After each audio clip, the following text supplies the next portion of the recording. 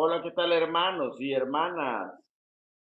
Bienvenidos al estudio de la Biblia, la palabra que nos da la vida eterna, la palabra que nos da la salvación. La palabra de hoy o el tema de hoy que nos ocupa lo he denominado muertos en vida. ¿Y por qué muertos en vida? Porque es un tema espinoso. El tema de la muerte es algo espinoso. Es algo que en la palabra nos lo explica el Señor muy claramente. Sin embargo, los que no conocen a Dios no lo pueden entender. Incluso algunos hermanos en Cristo no le encuentran el trasfondo de lo que quiso decir el Señor en muchas partes de la Biblia en relación a la muerte. Por eso es muy importante este tema de hoy. Para empezar, quiero que aclaremos algo. Mire, los que conocemos al Señor, los que caminamos con Él, es decir, los que creemos en su palabra, sabemos y entendemos que el universo lo componen dos mundos. Uno que es el mundo visible, un mundo palpable, un mundo real, y que es un mundo material.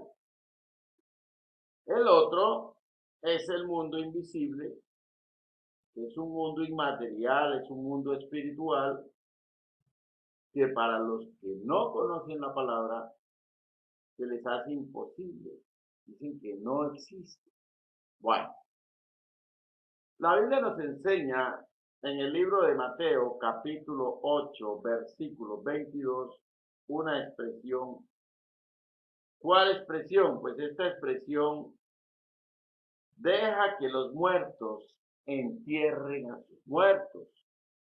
Esta expresión la dijo Jesucristo a un discípulo cuando Jesús le dijo que le siguiera y el discípulo le contestó que tenía que ir a enterrar a su padre.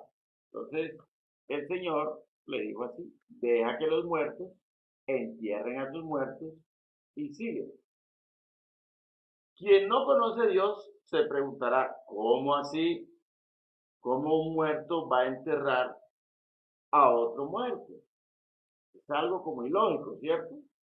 Ahora, en el libro de Efesios, capítulo 2, versículo 1, el Señor nos dice así: y Él os dio la vida a vosotros cuando estabais muertos en vuestros delitos y pecados, en los cuales anduvisteis en otro tiempo, siguiendo la corriente de este mundo. Es decir, hermanos, que cuando andamos en medio de la naturaleza pecaminosa, cuando caminamos con los frutos de la naturaleza pecaminosa, nosotros andábamos muertos, ¿sí? Lo podríamos llamar como una especie de muerto en vida, como si no conocíamos a Dios, andamos muertos. Ahora, en el versículo 5 del mismo capítulo, ¿sí? Capítulo 2 de Efesios, nuevamente el Señor nos lo repite y dice: aun estando nosotros muertos en pecado, nos dio la vida justamente con Cristo. O sea, nos reafirma que a pesar de que físicamente estamos vivos, estamos muertos vivos porque no lo conocemos a Él. En Primera de Juan, capítulo 5, versículo 12, también el Señor nos dice: el que tiene al Hijo, tiene la vida. El que no tiene al Hijo de Dios, no tiene la vida. Es decir, que si no conocemos su palabra, si no conocemos a Jesucristo, estamos muertos. En Ezequiel capítulo 18, versículo 21, nos dice: mas el impío, si se apartare de todos sus pecados que hizo y guardare todos mis estatutos e hiciere y guardare todos mis estatutos en el derecho y la justicia, de cierto vivirá, no morirá. En conclusión de todo esto, hermano, es que existen los muertos en vida, es decir, los que están vivos pero no conocen a Dios, y existen los muertos físicos que se convierten o los que están ya convertidos en polvo.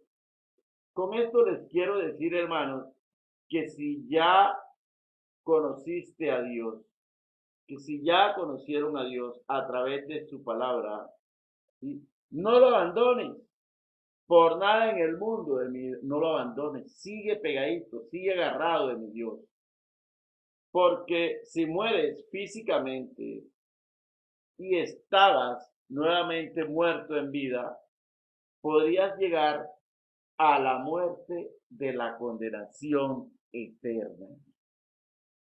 Entonces, nuevamente, no te regreses al mundo material, sigue en tu mundo espiritual para que sigas con mi Dios, para que tengas vida eterna. Bendiciones para todos, hermanos.